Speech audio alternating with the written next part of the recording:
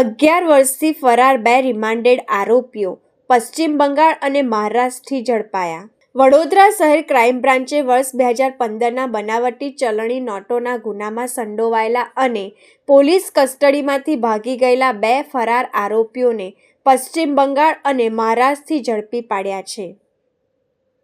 વર્ષ 2015માં Jawahar Nagar police station હેઠળ ₹1.12 લાખની નકલી નોટો સાથે ઝડપાયેલા આરોપીઓ મહેમદ સાહેબ અઝારુલ હક અને મોહમ્મદ અનારુલ અફઝલુલ શેખ રિમાન્ડ દરમિયાન પોલીસને ધક્કો મારી ફરાર થઈ ગયા હતા.